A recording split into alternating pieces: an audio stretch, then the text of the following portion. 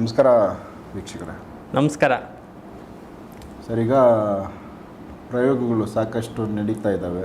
ಹೌದು, ತುಂಬಾ ಪ್ರಯೋಗಗಳು ಸಾಕಷ್ಟು ನಮ್ಮ ಕೇಸುಗಳು ಬರೋದು ನೋಡಿದ್ರೆ ಯಾವೆಲ್ಲ ಪ್ರಯೋಗಗಳಿದ್ದಾವೆ, ಎಷ್ಟೆಲ್ಲ ಪ್ರಯೋಗಗಳು ಮಾಡಿಸ್ತಾರೆ ಅನ್ನೋದು ಒಂದೊಂದಾಗಿ ವಿಚಾರ ಗಮನಕ್ಕೆ ಬರುತ್ತೆ. ನೀವು ಈ ಥರದ ಕೇಸ್ಗಳು ಸಾಕಷ್ಟು ನಿಮ್ಮ ಹತ್ರ ಬಂದಾಗ ನೀವು ಅಟೆಂಡ್ ಮಾಡಿರ್ತೀರ.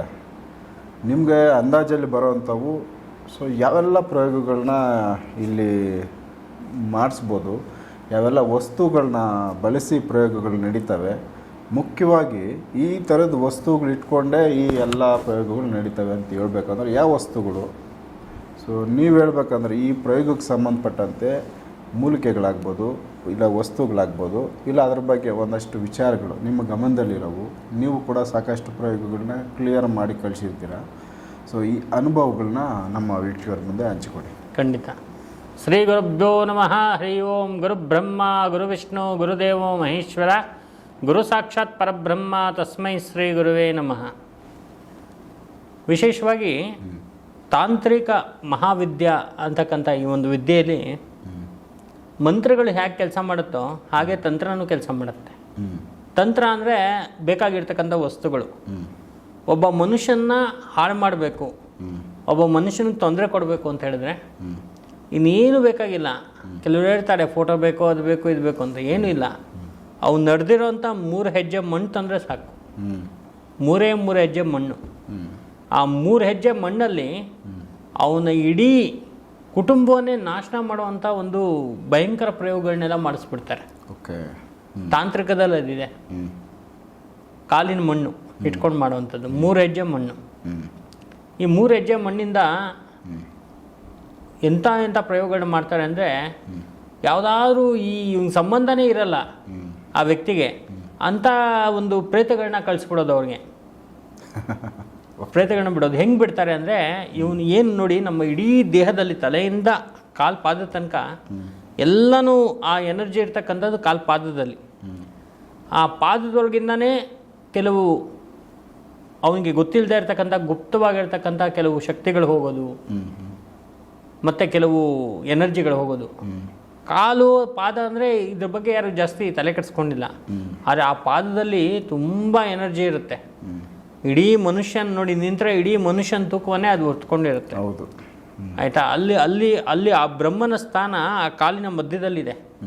ಹೆಂಗೆ ತಲೆಯ ಮಧ್ಯದಲ್ಲಿ ಬ್ರಹ್ಮನ ಸ್ಥಾನ, ಬ್ರಹ್ಮರಂಧ್ರ ಅಂತ ಹೇಳ್ತೀವೋ, ಆ ಬ್ರಹ್ಮನ ಕೊನೆಯ ಭಾಗ ಬಂದು ಕಾಲಿನ ಪಾದದಲ್ಲಿ ಇರೋದು. ಯಾವಾಗ 3 ಹೆಜ್ಜೆ ಮಣ್ಣು ಸಿಗುತ್ತೋ ಅಲ್ಲಿಂದ ಆ ವ್ಯಕ್ತಿಗೆ ಅವನ ವ್ಯಾಪಾರನ ಹಾಳು ಮಾಡ್ತಾರೆ. ದೇಹದಲ್ಲಿ ಏನೋ ಒಂಥರ ತೊಂದರೆಗಳನ್ನ ಕೊಡುವಂಥದ್ದು, ಕೆಲವೆಲ್ಲ ಸಂಬಂಧನೇ ಇಲ್ಲದೆ ಇರ್ತಕ್ಕಂಥ ರೋಗ ಬರೋದು, ಕೆಲವು ಪ್ರೇತಗಳನ್ನ ಬಿಟ್ಬಿಡೋದು, ಆ ಪ್ರೇತಗಳೆಲ್ಲ ಬಂದು ಅವ್ರಿಗೆ ಹಿಂಸೆ ಕೊಡೋದು, ತುಂಬ ತುಂಬ ತುಂಬ ನೋಡ್ಬಿಟ್ಟಿದ್ದೀವಿ ನಾವು. ಇದೆಲ್ಲವೂ ಕೂಡ ಏನಾಗುತ್ತೆ ಅಂತ ಹೇಳಿದ್ರೆ ಅವನ ಕಾಲಿನ ಮಣ್ಣಿಂದ ಮಾಡುವಂಥ ತಾಂತ್ರಿಕ ಪ್ರಯೋಗಗಳು. ಈಗ ಯಾವ್ದಾದ್ರು ಒಂದು ದೊಡ್ಡ ಪ್ರಯೋಗಗಳು ಮಾಡಬೇಕಾದ್ರೆ ಕೆಲವು ವಸ್ತುಗಳನ್ನ ಕೇಳ್ತಾರೆ, ಫೋಟೋ ಕೊಡಿ, ಅದು ಕೊಡಿ, ಇದು ಕೊಡಿ ಅಂತ. ಆದರೆ ಎಲ್ಲದಕ್ಕಿಂತ ಮುಖ್ಯವಾಗಿ ಅವ್ರು ಕೇಳೋದು ಒಂದು ವಸ್ತು ಯಾವುದು ಅಂದರೆ ಕಾಲಿನ ಮಣ್ಣು ಕೊಡಿ ಅಂತ. ಯಾಕಂದರೆ ನಾವು ನಿಂತಿರೋದೇ ಭೂಮಿ ಮೇಲೆ. ಆ ಭೂಮಿ ತಾಯಿನೇ ಆಶ್ರಯ ಮಾಡ್ಕೊಂಡು ನಡಿತೀವಿ. ಸೊ ಆ ಭೂಮಿ ತಾಯಿಯ ಒಂದು ವಿಶೇಷವಾಗಿರ್ತಕ್ಕಂಥ ಎನರ್ಜಿ ಇರ್ತಕ್ಕಂಥದ್ದು ಏನಿದೆ, ಅದರಿಂದನೇ ಇವರು ಕೆಲವು ತೊಂದರೆಗಳನ್ನ ಮಾಡಿ ಬಿಟ್ಬಿಟ್ಟಿದ್ದಾರೆ. ಮಾಡಿಬಿಟ್ಟಾಗ ಇವರಿಗೆ ಒಂದೊಂದು ದಿನಕ್ಕೆ ಒಂದೊಂದು ಥರ ಆರೋಗ್ಯ ಕೆಡುತ್ತೆ, ಒಂದೊಂದು ದಿನಕ್ಕೆ ಒಂದೊಂದು ಥರ ತೊಂದರೆಗಳಾಗುತ್ತೆ. ಒಂದೊಂದು ದಿನ ಇವ್ರು ಏನೋ ಒಂದು ಮಾತಾಡ್ತಾ ಇರ್ತಾರೆ, ಎದುರುಗಡೆ ಇರ್ತಕ್ಕಂಥ ವ್ಯಕ್ತಿಗೆ ಅದು ಕೆಟ್ಟದಾಗಿ ಕೇಳಿಸಿ ಇವರಿಗೆ ತೊಂದರೆಗಳನ್ನ ಕೊಡೋದು. ಈ ಥರದ್ದೆಲ್ಲ ಬಹಳಷ್ಟು ನೋಡಿದ್ದೀವಿ ನಾವು. ಇದಕ್ಕೆ ಕಾಲು ಮಣ್ಣನ್ನು ಉಪಯೋಗ ಮಾಡಿ ಮಾಡುವಂಥದ್ದು ಒಂದು ಪದ್ಧತಿ ಇರುತ್ತೆ. ಸೊ ಇದು ತುಂಬ ಡೇಂಜರ್. ಇದು ಎಷ್ಟು ಡೇಂಜರ್ ಅಂದರೆ, ಆ ಮನುಷ್ಯನ ಎಲ್ಲೋ ಒಂದು ದೊಡ್ಡ ಕೋಟ್ಯಾಧಿಪತಿ ಆಗಿರ್ತಕ್ಕಂಥ ಭಿಕ್ಷಾಧಿಪತಿ ಆಗಿಬಿಡ್ತಾನೆ. ಒಳ್ಳೆ ಆರೋಗ್ಯವಾಗಿ ದಷ್ಟಪುಷ್ಟವಾಗಿರೋನು ಸಣ್ಣದಾಗಿ ಅವನು ನೋಡೋಕ್ಕೆ ಆಗಲ್ಲ, ಅಷ್ಟು ಆ ಥರ ಆಗಿಬಿಡ್ತಾನೆ ಅವನು. ಅಂಥ ಒಂದು ಭಯಂಕರವಾಗಿರ್ತಕ್ಕಂಥ ಪ್ರಯೋಗ ಇದೆ. ಎಲ್ಲವೂ ಕೂಡ ಇದೆ ತಾಂತ್ರಿಕದಲ್ಲಿ. ಆದರೆ ಅದನ್ನು ಅಬ್ಸರ್ವ್ ಮಾಡಿಕೊಂಡು ಹುಷಾರಾಗಿ ನೋಡ್ಕೋಬೇಕು. ಸ್ಟಾರ್ಟಿಂಗಲ್ಲಿ ಯಾರು ನೋಡ್ಕೋತಾರಲ್ಲ ಅವರು ಬಹಳ ಬುದ್ಧಿವಂತರು. ಕೊನೆಗೆ ಏನು ಮಾಡೋಕ್ಕಾಗಲ್ಲ. ಎಂಥ ಮಾಂತ್ರಿಕರಾದರೂ ಕೂಡ ಪರಿಹಾರ ಅಂತ ಹೇಳಿ ಕೊಡಬೇಕಾದ್ರೆ ಅಟ್ಲೀಸ್ಟ್ ಒಂದು 70% ಆದರೂ ಅವ್ನಿಗೆ ಎಫೆಕ್ಟ್ ಆಗಿರೋ ತೆಗಿಬೋದು. 100% ಬಂದಾಗ ಯಾರು ತೆಗಿಯೋಕ್ಕಾಗಲ್ಲ. ಸೊ ಅದು ಫೇಲ್ಯೂರ್ ಆಗಿಬಿಡುತ್ತೆ ಅದು. ಹಾಗಾಗಿ ಯಾವಾಗಲೂ ಕೂಡ ಆ ಒಬ್ಬ ಮಾಂತ್ರಿಕ ಆಗಿದ್ದನ್ನು ಅಬ್ಸರ್ವ್ ಮಾಡಬೇಕು. ಇವ್ರಿಗೆ ಎಷ್ಟು ಪರ್ಸೆಂಟಲ್ಲಿ ತೊಂದರೆ ಆಗಿದೆ, ಏನೇನನ್ನು ಉಪಯೋಗ ಮಾಡಿದ್ದಾರೆ ಒಂದು ಅಂಥೇಳಿ. ಹಾಗಾಗಿ ಇದನ್ನು ಕರೆಕ್ಟಾಗಿ ನೋಡ್ಕೋಬೇಕು. ಒಂದು ಅತ್ತೆ ಏನು ಮಾಡ್ತಾಳೆ, ಒಂದು ಸೊಸೆದು ಕಾಲಿನ ಮಣ್ಣು ಕೊಟ್ಬಿಡ್ತಾಳೆ. ಏನಕ್ಕೆ ಕೊಡ್ತಾಳೆ ಅಂತ ಹೇಳಿದ್ರೆ ಇವನ ಮಗನಿಂದ ದೂರ ಮಾಡೋಕ್ಕೆ ಅಷ್ಟೇ, ಒಂದೇ ಉದ್ದೇಶ ಅವಳದು. ಆದರೆ ಅದರಿಂದ ಪರಿಣಾಮ ಆಗೋದೇನು ಅಂದರೆ ಆ ಸೊಸೆಗೆ ಮಾನಸಿಕವಾಗಿ ಬಹಳ ತೊಂದರೆ ಆಗಿ ಒಳಗಡೆ ಮೈಯಲ್ಲೇನೋ ಒಂಥರ ಎನರ್ಜಿ ಒಂಥರ ರಿಫ್ಲೆಕ್ಟ್ ಆಗಿ ಕಾಲು ಕೈಯಲ್ಲೆಲ್ಲ ಊದ್ಕೊಂಡು ಮುಖ ಎಲ್ಲ ಊದ್ಕೊಂಡು ಅವಳು ಕೊನೆಗೆ ಸತ್ತೇ ಹೋಗ್ಬಿಡ್ತಾಳೆ ಅವಳು ಸೊಸೆ.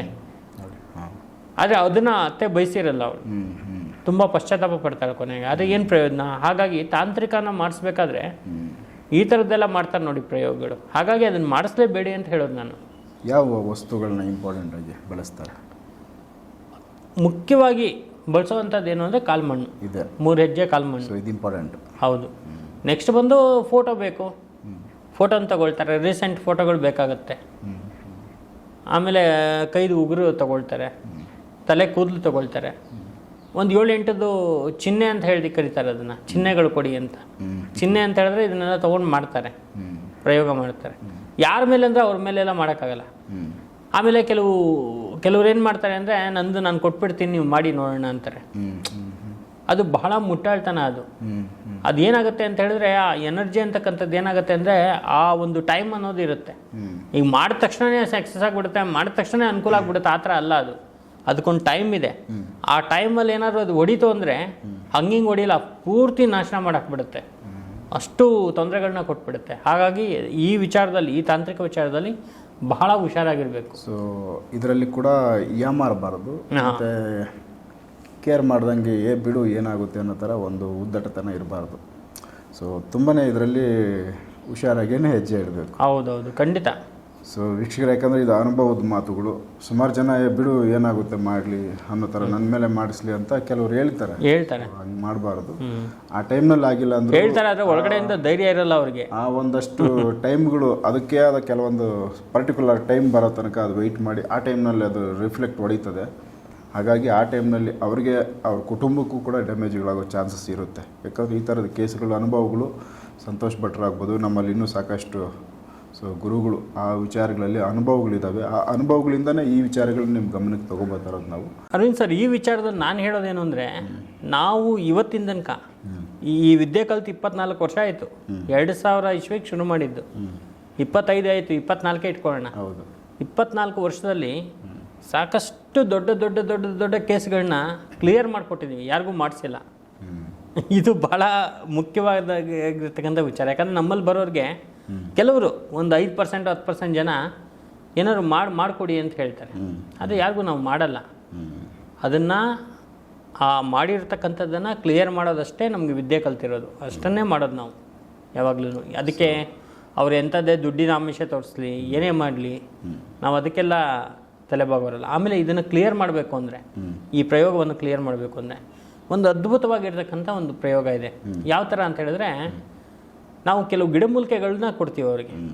ಆ ಗಿಡಮೂಲಿಕೆಗಳನ್ನ ಆ ಮಂತ್ರ, ಏನು ಮಂತ್ರ ಕೊಟ್ಟಿರ್ತೀವಿ, ಆ ಮಂತ್ರದಿಂದ ಕುಟ್ಟಿ ಪುಡಿ ಮಾಡಿ ಆ ಪುಡಿಯನ್ನು ತಗೊಂಡವರು ತಮ್ಮ ಕೆಳಗಡೆ ಕಾಲನ್ನ ಅದರಲ್ಲಿ ಆ ಪುಡಿ ಮೇಲೆ ಇಟ್ಬಿಟ್ಟು 3 ದಿನ ಮಲಗಬೇಕು. 3 ದಿನ ಹಾಕ್ಕೊಂಡು ಮಲಗಬೇಕು. 3ನೇ ದಿನ ಆದಮೇಲೆ ಅಷ್ಟು ಆ ಗಿಡಮೂಲಿಕೆ ಪುಡಿಯನ್ನು ತಗೊಂಡು, ಅದಕ್ಕೆ ಒಂದು ವಿಶೇಷವಾಗಿರ್ತಕ್ಕಂಥ ಪ್ರಯೋಗ ಇದೆ. ಆ ಪ್ರಯೋಗ ಮಾಡಿದ್ರೆ ಅವನು ಎಂಥವನೇ ಮಾಡಿರಲಿ ಎಲ್ಲ ಫುಲ್ ಕ್ಲಿಯರ್ ಆಗಿಬಿಡುತ್ತೆ ಅವರಿಗೆ. ಸೊ ಕ್ಲೋಸ್ ಅಲ್ಲಿಗೆ. ಹೌದು, ಅಂಥ ಒಂದು ಅದ್ಭುತ ಶಕ್ತಿ ಇರತಕ್ಕಂಥ ಗಿಡಮೂಲಿಕೆಗಳಿದೆ ನಮ್ಮ ಹತ್ರ.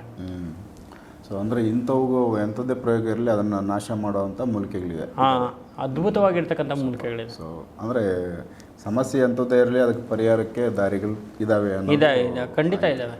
ಈಗ ಅವ್ರು ಎದುರ್ಕೊಳ್ಳೋದು ಬೇಡ, ನಮ್ಮದು ಮಣ್ಣು ತೊಗೊಂಡೋಗ್ಬಿಟ್ರು ಅವರು ನಮ್ಮನ್ನು ನಾಶ ಮಾಡಿಬಿಡ್ತಾರೆ ಅಂತ ಎದುರ್ಕೊಳ್ಳೋದು ಬೇಡ. ಖಂಡಿತವಾಗ್ಲೂ ಇದಕ್ಕೆಲ್ಲ ಪರಿಹಾರ ಇದೆ, ಅದ್ಭುತವಾಗಿರೋ ಪರಿಹಾರ ಇದೆ. ಸೂಪರ್. ಇದೆಲ್ಲ ಗಿಡಮೂಲಿಕೆಗಳೆಲ್ಲ ಅದಕ್ಕೆಲ್ಲ ಒಂದು ಕೊಟ್ಟಿರ್ತಕ್ಕಂಥ ಎನರ್ಜಿ ಶಕ್ತಿಗಳಿರ್ಬೋದು, ಆ ಮೂಲಿಕೆಗಳು ಮಾಡುವಂತಹ ಒಂದು ಕೆಲಸಗಳಿರ್ಬೋದು, ಬಹಳ ಅದ್ಭುತವಾಗಿರುತ್ತೆ. ಆದರೆ ಅದನ್ನು ಇವ್ರು ಏನು ಅಂದರೆ ಸ್ಟಾರ್ಟಿಂಗಲ್ಲೇ ನೋಡ್ಕೋಬೇಕು. ಹೋಗ್ತಾ ಹೋಗ್ತಾ ತುಂಬ ವಿಪರೀತಕ್ಕೆ ಹೋದ್ಮೇಲೆ ನೋಡಿಕೊಂಡ್ರೆ ಅದು ಯಾವುದು ಕೂಡ ಅವರಿಗೆ ಅನುಕೂಲಗಳಾಗೋದಿಲ್ಲ. ಸೊ ಅದು 100% ರೀಚ್ ಆಗೋಕ್ಕೆ ಮೊದಲೇ ಕ್ಲಿಯರ್ ಮಾಡ್ಕೊಂಡು. ಸೊ ಇದಿಷ್ಟು ಎಚ್ಚರಿಕೆ ವಿಚಾರಗಳು ಸಂತೋಷ್ ಭಟ್ರ ಕಡೆಯಿಂದ. ಇದರಲ್ಲಿ ಡೌಟ್ಸ್ ಇದ್ದರೆ ಅವ್ರಿಗೆ ನೀವು ಫೋನ್ ಹಚ್ಚಿ ಮಾತಾಡ್ಬೋದು, ಇನ್ಫಾರ್ಮೇಷನ್ ಇರುತ್ತೆ, ಅವ್ರ ಕಡೆಯಿಂದ ಕೊಡ್ತಾರೆ. ನೆಕ್ಸ್ಟ್ ಇನ್ನೂ ಬೇರೆ ವಿಚಾರಗಳನ್ನ ಸಂತೋಷ್ ಭಟ್ರ ಜೊತೆ ಮಾತಾಡ್ತಾ ಹೋಗ್ತೀನಿ. ಎಪಿಸೋಡ್ ನೋಡ್ತಾ ಹೋಗಿ. ನಮಸ್ಕಾರ.